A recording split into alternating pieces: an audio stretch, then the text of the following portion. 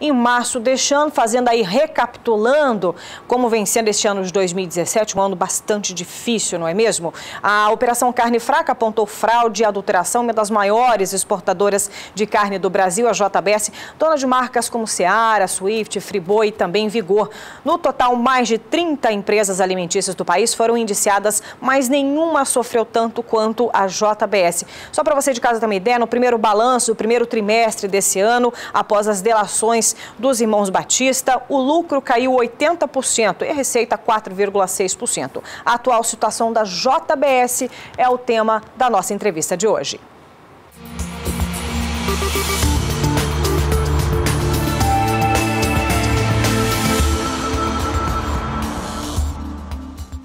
E para falar sobre o assunto, eu recebo aqui em nossos estúdios o analista de agronegócio do Canal do Boi, João Pedro Cotidias. Muito bom dia, seu João. Bom dia, Helena. Bem-vindo. Vamos falar então dessa situação de 2017, como estava antes e como que está o atual cenário. Inclusive, o senhor trouxe alguns números para a gente já poder identificar que JBS já está retomando novamente os abates. A confiança que está sendo novamente recuperada por parte dos produtores ou é a única solução? Eu acho que o produtor também é embretado. Ele está no brete, não tem escapatória, tem que entregar. O que aconteceu foi o seguinte, desde a primeira operação Carne Fraca, houve um impacto, ou seja, parou o mercado travou, depois voltou a operar. Aí, por volta de maio, o seu Joel de Batista contou como é que ele conseguiu arrumar dinheiro com o governo federal. Engraxando a mão de políticos, mandando dinheiro para o Lula, para a Dilma, para as campanhas políticas, etc., e assumiu, criou esse império de frigoríficos no Brasil. E chegando aqui no Mato Grosso do Sul, tem 45% do abate, Mato Grosso 50%, Goiás 34%, ou seja, isso com dinheiro público, dinheiro do BNDES, dinheiro de empréstimo, etc. A hora que saiu a delação, o mercado ficou com medo. O produtor ficou com medo. Por quê? Porque o JBS precisava de capital de giro. O que ele fez? Ele parou de comprar à vista, só comprava com 30 dias. Essa era uma maneira que ele calculava de arrumar um capital de giro de 2 bilhões de reais. Pegar o número de cabeça que ele tem, então 30 dias para pagar, esse seria um capital de giro que ele teria. E ele fez isso. Assustou o pecuarista, porque o pecuarista, abrindo ligar um telejornal, ver qualquer negócio, só via comentários negativos do JBS e pressão em cima deles.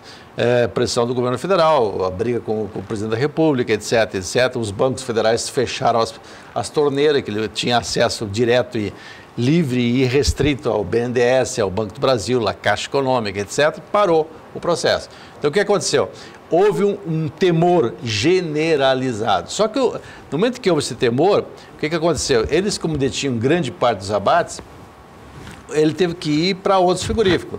Aí o capitalismo selvagem falou mais alto, ou seja, você vê que quer vender para mim? Quero, então vou pagar para você, vamos pegar Mato Grosso do Sul, pagar R$108 a arroba de vaca, tá? Chegou a valer 125, veio para R$108. Eu estou com escala cheia, fazia o corpo mole, etc. O que aconteceu? O JBS aumentou um pouco mais o preço de compra dele e o pessoal acabou indo para o JBS. Se você olhar hoje, pegar o maior frigorífico que eles têm em Campo Grande, eles abateram no mês de junho 23 mil cabeças. Já em julho, abateram 32 mil cabeças. Passou de 23 em junho para 32 Isso dá 40% em julho. praticamente a mais em relação a junho. O outro frigorífico deles, que abatia 13 mil, abateu 23 mil cabeças. Então, o que é o frigorífico que fica na saída para Aquidauana. Então, isso pega. E os outros também aumentaram, Nova Andradina, Ponta Porã, Eu tenho até um exemplo de Nova Andradina, só para você de casa visualizar melhor em tela. Pode colocar a produção, vamos ver se a gente consegue, só para ter um exemplo. O senhor me disse que o Nova Andradina tem algumas nuances diferenciadas. É que o Nova Andradina tem muitos frigoríficos lá naquela região, né? Então,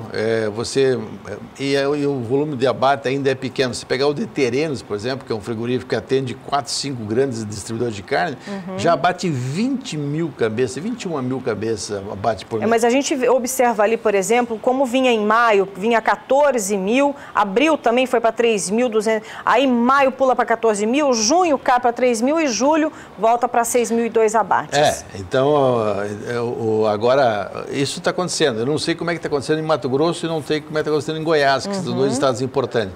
Agora, o que chama atenção, Helene, que no mês de junho foram abatidos 248 mil cabeças em Mato Grosso do Sul.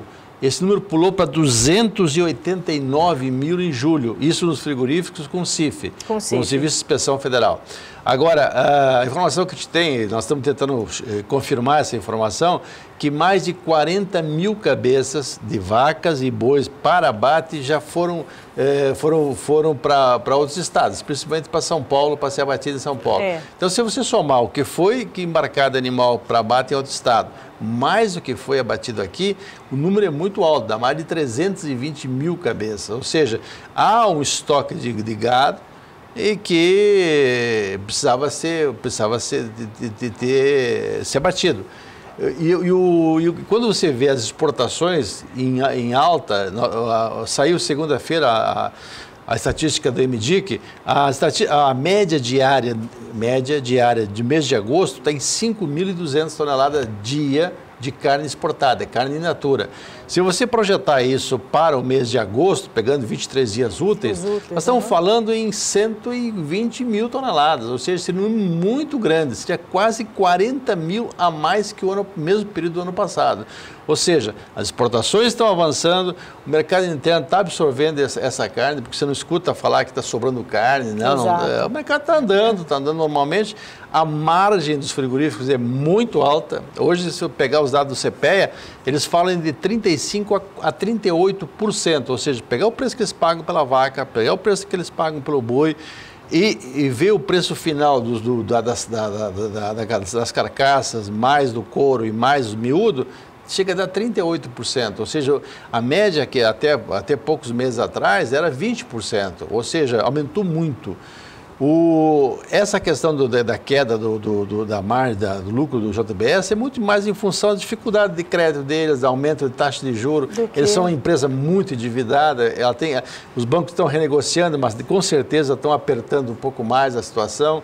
Lá nos Estados Unidos, onde eles têm hoje uma fatia grande do faturamento deles, eles ganham muito dinheiro, tanto em suíno, como em aves e como em gado, então em bovino. Eles estão, hoje, o forte deles está passando, não é fora do Brasil.